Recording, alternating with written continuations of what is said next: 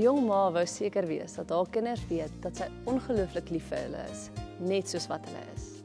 Daarom het sy van vroegs af al vir haar eersteling, Gerard, geleer. As sy hom vra, weet jy dat ek vir jou lief is? Dan antwoord hy ja. En daarna vra sy, weet jy hoekom ek vir jou so lief is? En dan moet sy antwoord, omdat ek Gerard is.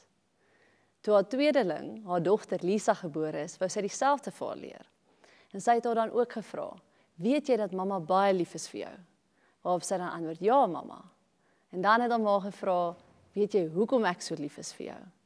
En Lisa het met trots en sekerheid geantwoord, want sy ken mos die antwoord.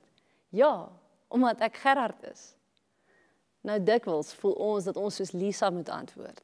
Dat ons soos iemand anders moet wees, voordat God vir ons sal lief wees.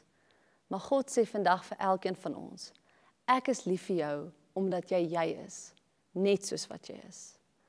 God is lief vir my, omdat ek Jana is. En hy is lief vir jou, omdat jy Gerard is, of Lisa, Ntombi, Sidwell, of wie ook al jy is. Mag jy wete van God se liefde vir jou, as sy kind, jou dra deur hierdie dag.